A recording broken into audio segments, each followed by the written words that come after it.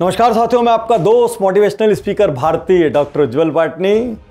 यदि वल्लभ भाई पटेल नहीं होते तो आप भारत की कल्पना कीजिए। भोपाल से दिल्ली जाने के लिए वीजा लगता, दिल्ली से हैदराबाद, हैदराबाद से बेंगलोर, बेंगलोर से त्रावणकोर, त्रावणकोर से जोधपुर, हर जगह जाने के लिए अलग वीजा की आवश्यकता होती है। और यदि आप आज जैसे भारत घूमते हैं वैसे तब घूमते तो आप कहते हैं मैं 30, 40 या 50 देश की यात्रा करके आया हूं। आज तक आपने YouTube पर वल्लभ भाई पटेल जी के बारे में बहुत से वीडियो देखे होंगे, लेकिन आज जैसा कभी नहीं देखा होगा, क्योंकि आज मैं उनकी रणनीतियों, कूटनीतियों को कैसे साम से, दाम से, दंड से, भेद से उन्होंने ये असंभव सा दिखने वाला काम किया, ये बताऊंगा। और आपको महसूस होगा भाई दुनिया का सबसे बड़ा एक्विजिशन और मर्जर इनके आगे फेल है।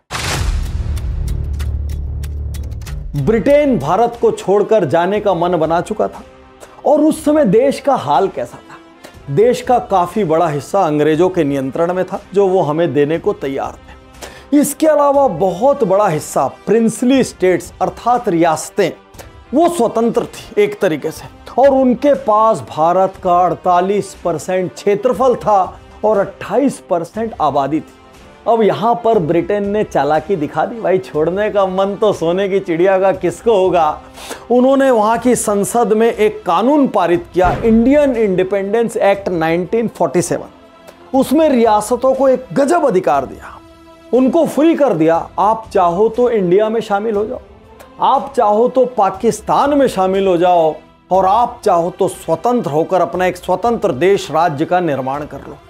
अब जो सक्षम रियासतें थी वो तो बहुत साल से आज़ादी के लिए कुलबुला रही थी, भाई हमारे पास पैसा है, पावर है, सब कुछ है, इतने साल से ब्रिटिशर्स को सलामी ठोकी है, तो अब थोड़े दिन आज़ादी का आनंद लेते हैं।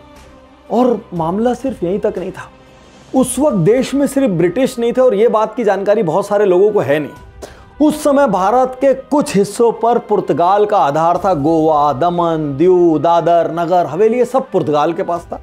और आश्चर्यचकित करने वाली बात जो बहुत से लोगों को नहीं मालूम होगी, देश का कुछ हिस्सा फ्रांस के पास भी था।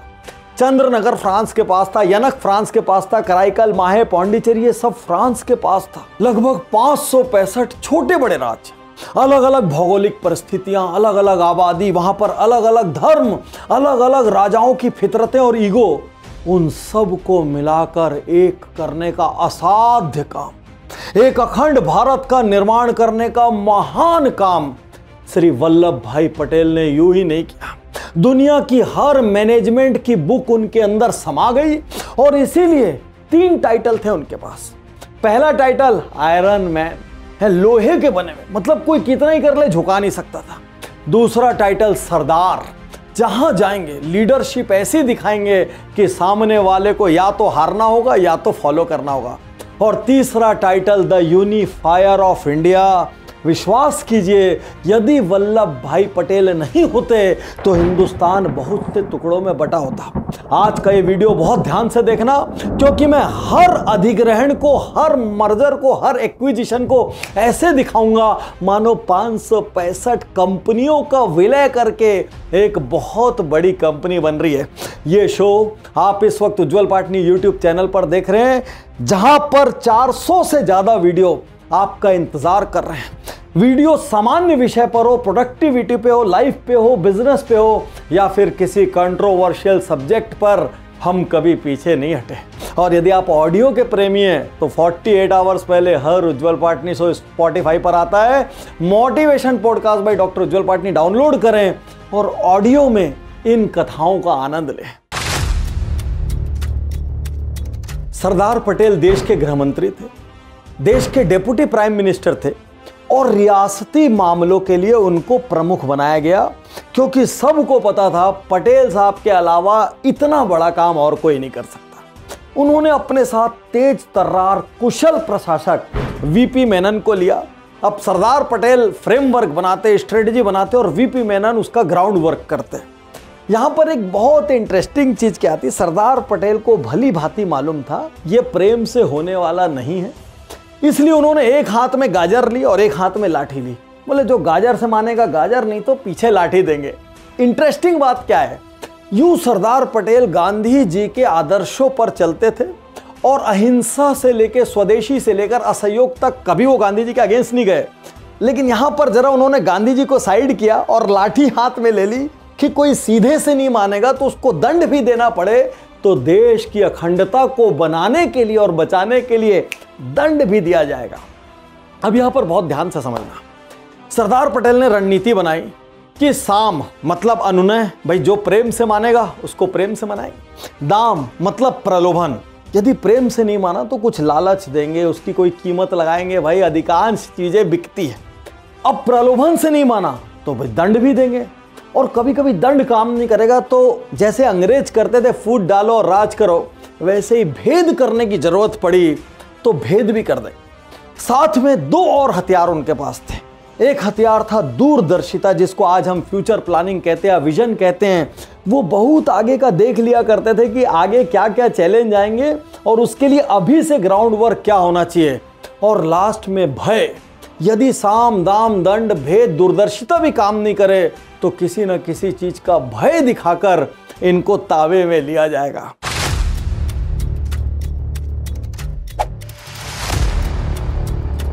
दाम प्लस भय सरदार पटेल की सबसे सफल और कारगर स्ट्रेटजी।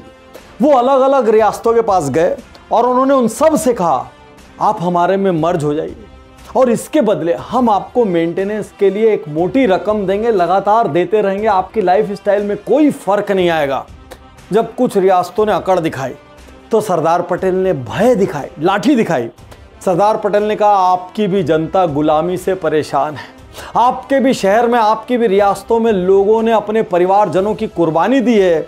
जब उन्होंने अंग्रेजों की गुलामी बर्दाश्त नहीं की तो थोड़े दिन बाद वो आपके पीछे आएंगे और आपको निपटा देंगे। बेहतर है आप अभी जाग जाओ।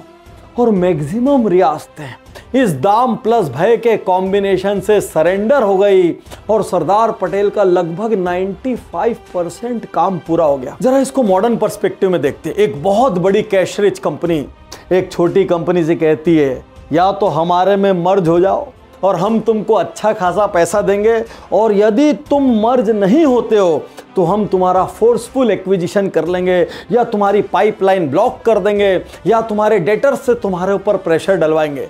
और पॉलिटिकल सिनेरियो में देखो भाई, या तो हमारी पार्टी में शामिल हो जाओ, नहीं तो ईडी सीबीआई कुछ तुम्हारे पीछे लगा देंगे।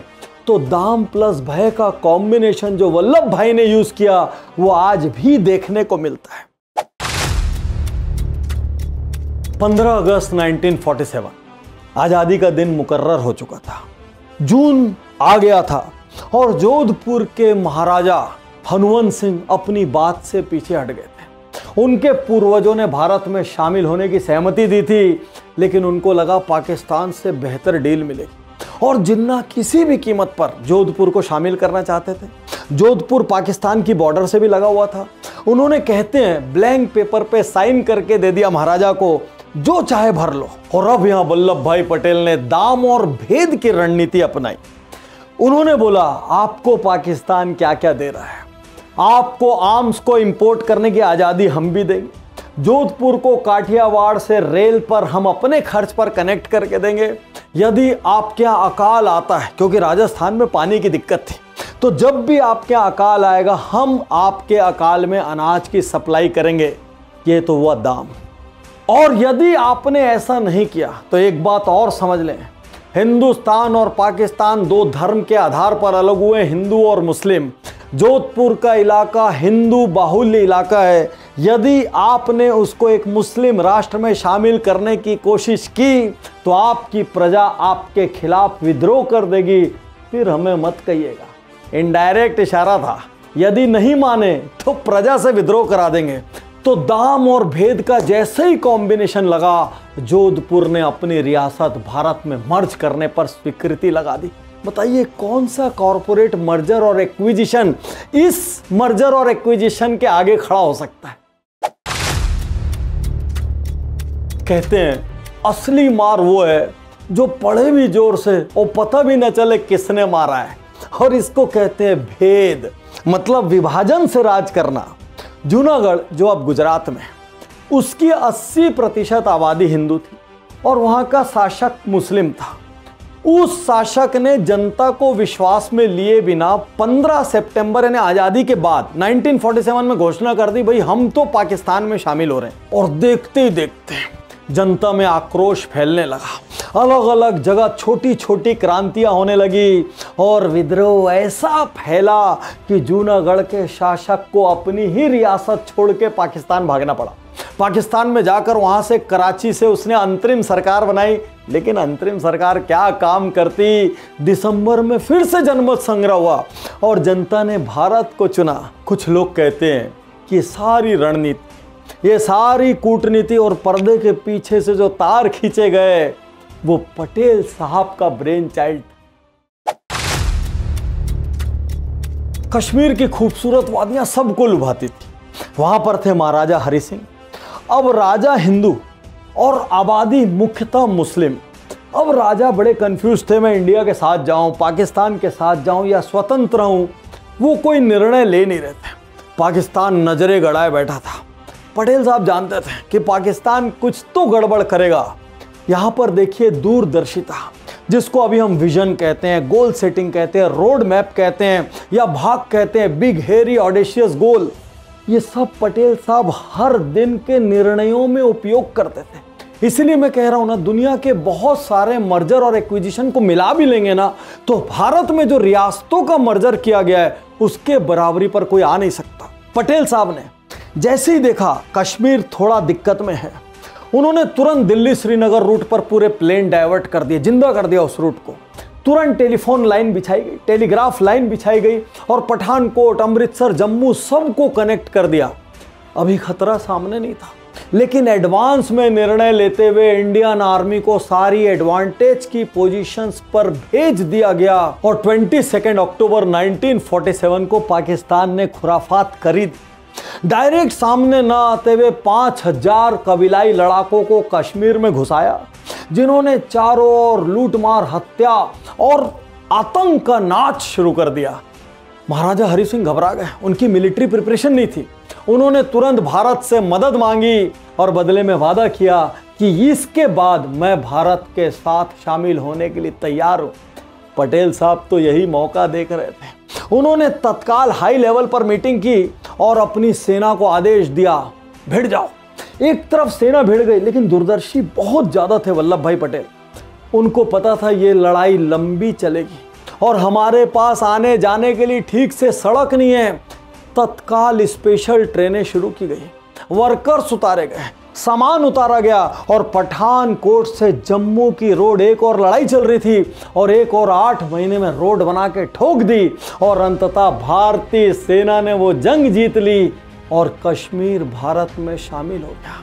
मैंने आपसे क्या कहा था? साम, दाम, दंड, भेद, दूरदर्शिता, इन सब का कॉम्बिनेशन, मतलब कौटिल्य से लेकर मॉडर्न मैनेजमेंट तक के सारे सिद्धांत अकेले वल्लभ भाई पटेल ने इन मर्जर्स और एक्विजिशंस के गेम में उतार दिए। आप कहेंगे साम हो गया, दाम हो गया, भेद हो गया, भय हो गया, यहां तक कि दूरदर्शिता भी हो गई। पाटनी साहब दंड नहीं आया अब तक। तो दंड की सबसे बड़ी कहानी सुनिए, हैदराबाद की कहानी। हैदराबाद सारी रियासतों में सबसे बड़ा था, सबसे समृद्ध था और हैदराबाद के ग्लोबल कनेक्शन थे। हैदराबाद पहले से आर्म्स इंपोर्ट कर रहा था। हैदराबाद कॉमनवेल्थ में शामिल होने की कोशिश कर रहा था।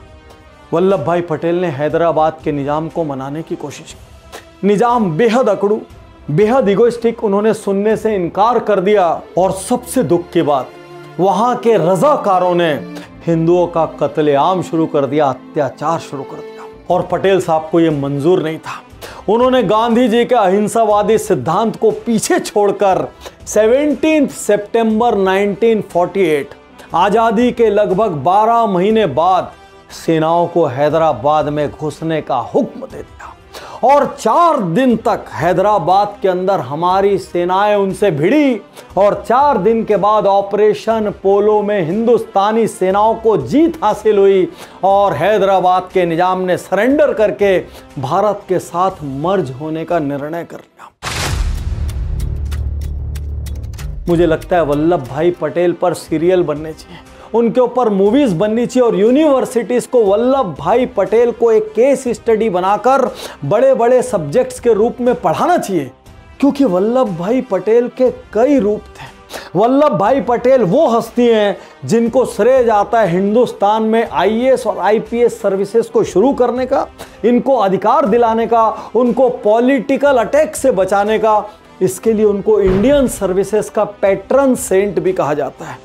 और वल्लभ भाई का कमिटमेंट लेवल सिर्फ राजनीति में ही नहीं था, वल्लभ भाई का कमिटमेंट लेवल निजी जीवन में भी था। वल्लभ भाई वकील थे। एक बार वल्लभ भाई अदालत में बहस कर रहे थे। बहस करते करते अचानक उनके हाथ में एक पर्ची आई। उन्होंने पर्ची को खोल कर देखा, उसके बाद पर्ची को मोड़ के अपनी जेब में रख लिया। केस लड़ते रहे, लास्ट में केस जीत गए और उसके बाद उन्होंने बाकी लोगों को बताया कि मेरी पत्नी का देहांत हो गया है और इस पर्ची में मेरी पत्नी के देहांत के बारे में लिखा था। मेरी पत्नी तो नहीं रही, लेकिन मेरी वजह से एक गरीब केस हार जाता, वो मुझे मंजूर नहीं था। मुझे अपने कार्मिक जीवन का भी दायित्व निभाना है पारिवारिक जीवन के साथ। वल्लभ भाई पटेल हमारे देश के लिए एक रोल मॉडल है। आज के युवाओं को उनसे सीखने की जरूरत है। इतिहास के अंदर भविष्य के लेसन छुपे होते हैं और यदि इतिहास को ठीक से समझ लिया जाए तो भविष्य को गढ़ा जा सकता है। कुछ लोग कहते हैं यदि वल्लभ भाई पटेल देश के पहले प्रधानमंत्री होते तो देश का स्वरूप कुछ और होता। मैं वर्तमान सरकार को सलाम करता हूं। आपने 182 मीटर ऊंचा वर्ल्ड का tallest statue the statue of unity बनाकर वल्लभ भाई पटेल को वो सम्मान दिया जिसका वो हकदार थे। मैं आज वल्लभ भाई पटेल जी को बारंबार नमन करके आपसे कहना चाहता हूं, यदि आप नहीं होते तो इंडिया एक ना होता। असली इंडिया, असली भारत आपकी देन है। शुक्रिया, धन्यवाद, थैंक यू। मैं तैयार हूं, मैं तैयार